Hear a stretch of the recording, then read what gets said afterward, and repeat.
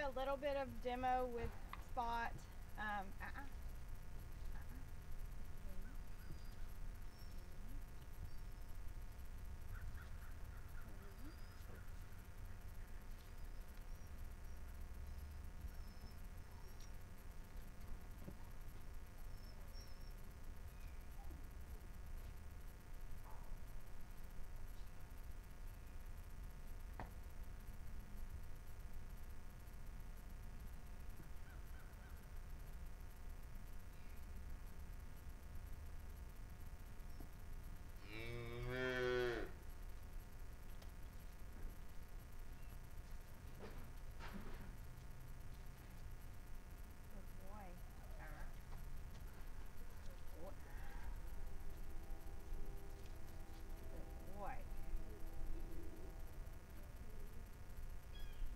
Alright, so getting him to respond a little bit to pressure and release and to understand that so that when he does really kick on to the stock, that I can start using that to train with him. All herding training is pressure and release. He's not very sensitive to pressure at this point. I've been told he is a sensitive dog, as in they don't have to correct him very much or he gets his feelings hurt when he does get corrected. I can see a little bit of that. He gets a little bit sullen when you do apply pressure to him, but he is definitely steadfast in leaning into it. He will lean into the pressure, as you can see on the collar there. So all I had done was he sat. I enjoyed the sit, so I moved away from him and gave him a release of pressure. He got up, and so I verbally corrected him with an and stepped into him, and he did not go back into his sit. He did not respond to the pressure in the way that I would like for him to respond. So I then used the leash to do upward pressure on the collar, because if I pull his head up, his butt should go down. And that's just true for dogs. I'm not trying to lift his feet off the ground or choke him or anything, but I am trying to apply steady collar pressure. I don't want to jerk and release and jerk and release, because then he's learning that, well, that's not true pressure and release. So applying pressure and releasing it, applying and releasing it when he hasn't given me the desired outcome that I'm looking for isn't going to be effective. So just a collar jerk in that case is not going to be what I'm looking for.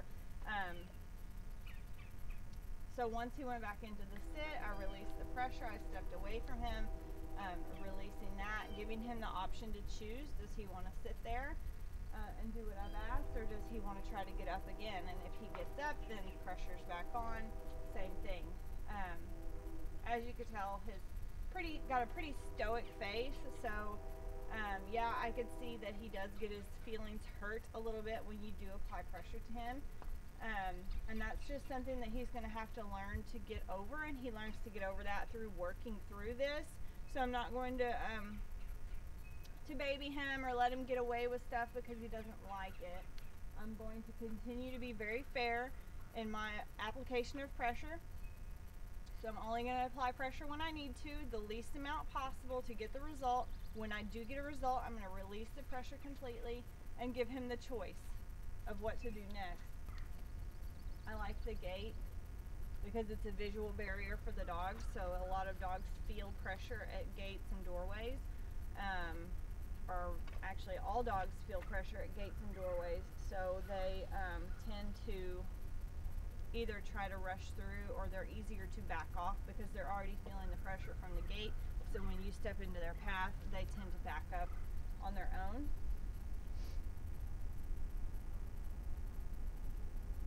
And then it's just a good way to kind of establish that respect going into the pen, which you will want for everything. So this is for going in and out of the car, jumping into the ATV, in and out of gates. When you're at the vet's office, you want to go in first. And it's not a dominance thing, it's just that you're the human. You're the one making the decisions. You're the one that decides if it's safe or not for him to come in. So if you walk into the vet's office and there's a snarling menacing dog right there at the other side of the door, then you're not going to let him come in, right? You're going to ask that person to move their dog aside so that you can make your way in safely. So you're the one who assesses all of these things, and you're the one that makes the decision. It's not his decision. A lot of dogs who have a lot of anxiety, or they are easy to excite, if you let them have a lot of those decisions to make on their own, they tend to get reactive. So this is one of those things that you can implement from early on that could really benefit your dog for his entire life. Spot. Wait. So he can get up when I call him to me. As you see, he comes easily into my pressure. If I step into him, he is not. So he's not sensitive to this. I had to actually physically touch him to get him to move away from me at all. And this is just kind of the curse of having a dog that's raised as a pet. We pet on them all the time. We're loving to them. We want them close to us. We want them to come into our pressure all the time. So see, he's happy this close.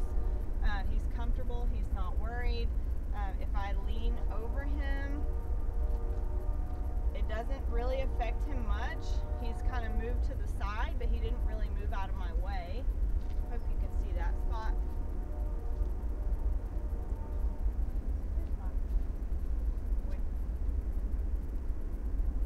So when you take a dog to livestock, he's going to need to move opposite of you, and the least amount of movement on your part to get the biggest reaction on his part. So this is probably not a dog that's going to start off with big reactions to pressure. So this is where people get a little bit discouraged, because they'll say, well, I touched the ground with the stick, or I put the stick in front of the dog and he just flew right through it. It's because he doesn't understand that. He doesn't have a respect for pressure. So it is easier to teach this a little bit, introduce them to this off stock. That way when you do go to stock, the dog, it's not a new concept. So again, if I kind of lean into him, I'm touching him, he just moves over. He's not concerned. I could shuffle my feet, he gets a little bit concerned, but he just plants himself right back there in my bubble. So he is definitely in my personal space bubble. I can reach out and just touch him. Good boy. So right there, good boy. I got the